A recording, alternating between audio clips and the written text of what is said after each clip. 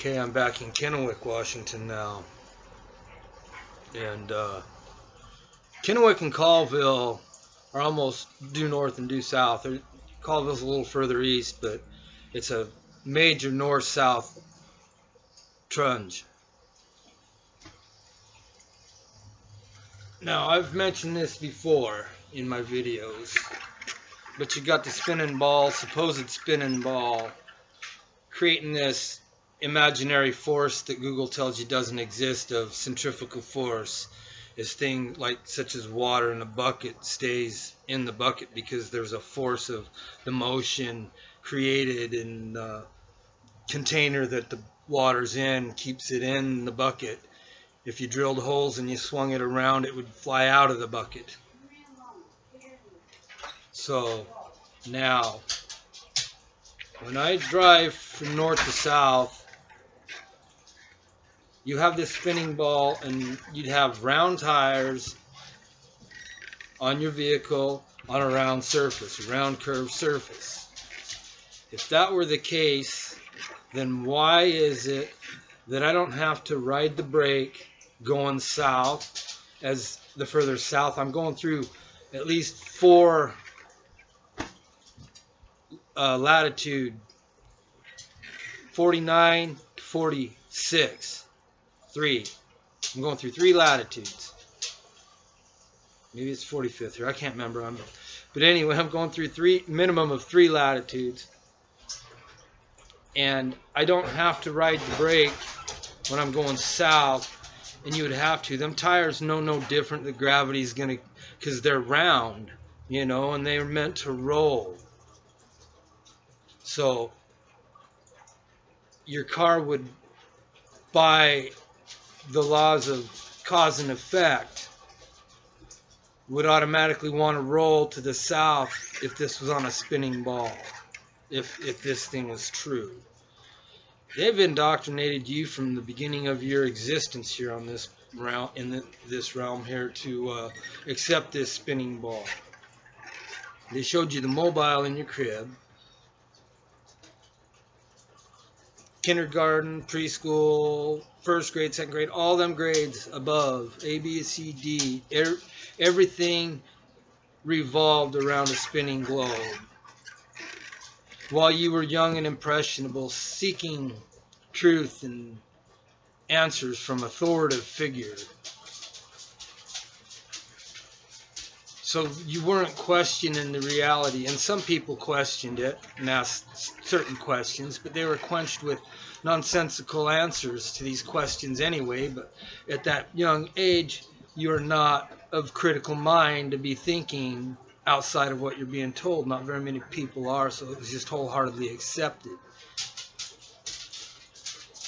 So when I'm going south on this spinning ball where the centrifugal force increases the further south you're going, because your speed is increasing, on the diameter is increasing, everything, so the centrifugal force is increasing the further south that you go. Yet it takes me the same amount of throttle to go south as it does north. When if you were on this spinning ball, you would be going north, and you would be fighting the centrifugal force. Going south, you would be going with the centrifugal force. But I have to use throttle going both directions. I don't ride the brakes at all coming south and be under heavy throttle going north. And I'm not under any heavier throttle going north than what I am going south. It takes me a little over a half a tank both directions. Premium unleaded. That's all I run on my rigs.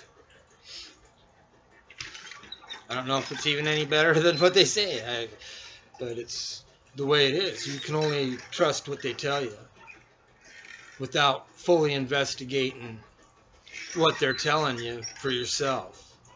You know what I mean? It's plain and simple.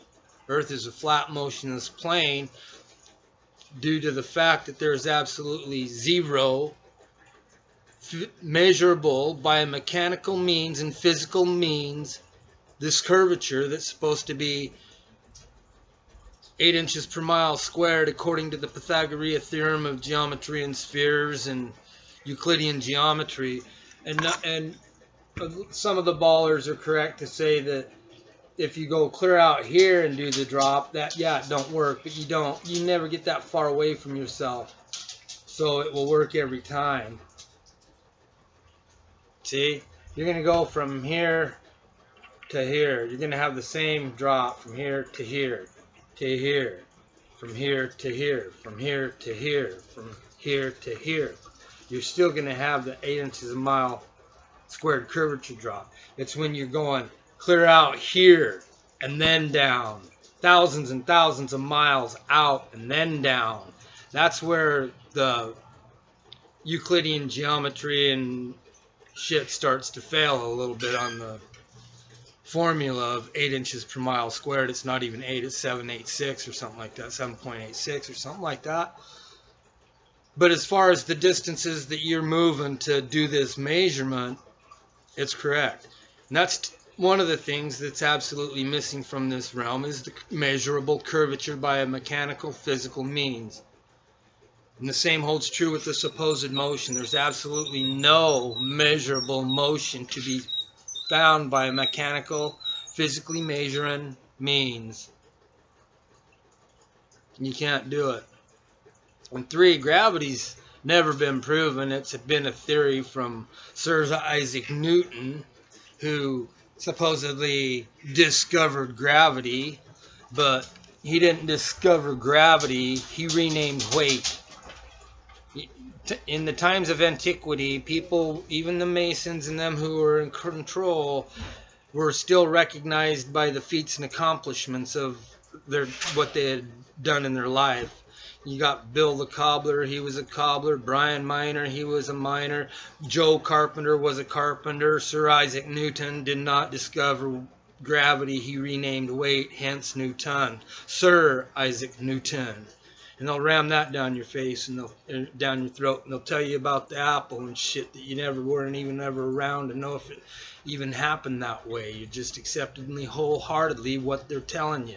And yes, every video I do is on the fly. There is no cutting, no editing, no putting things in and no putting things out. And I can come at you with the numbers and the facts that will just overwhelm your mind, and you all think that I'm some kind of crazy fuck, but you go look at the shit I build. I build buildings on one end of a city block and clear down on the other end of the city. And I'm using the same plumb and level on both.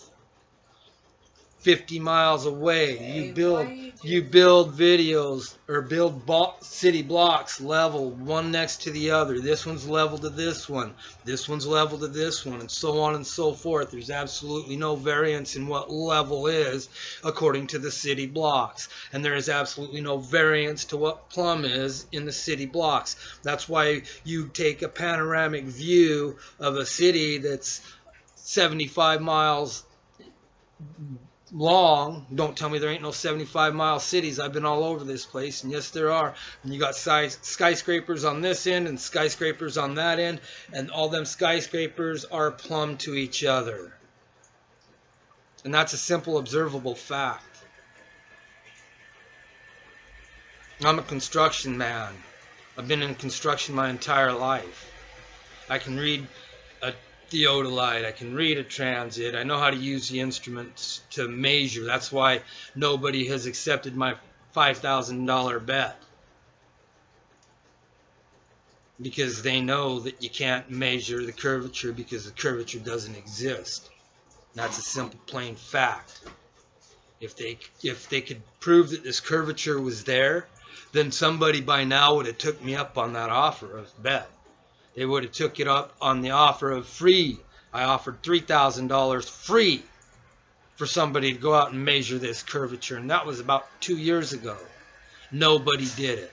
Nobody took up the offer of free cash to just go measure the ocean at high tide by staking it out every 50 meters, 25 meters for a series of a mile or two.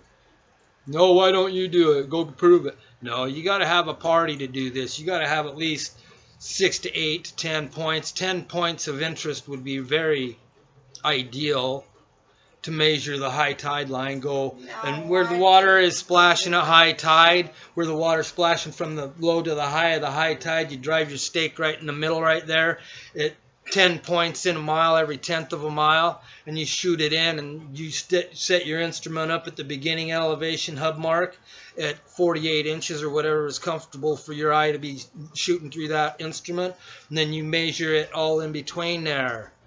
You set up here and you shoot over to here. See, and that's the thing, you can't do it at a 1/10. You got to have it a lot closer than that to get rid of the distortions of the moisture in the air. You probably want to do it every 100 feet or 200 feet at the most to be able to get a very accurate reading to it. And at 5,082 feet per mile, that's quite a few people. I'm not even going to try to calculate that in my head right now because I'm trying to talk right now. Do you mind?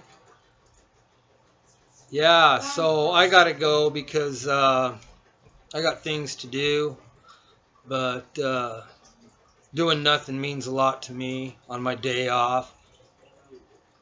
So with that, I'm gonna terminate this video. Thanks for watching. See you later.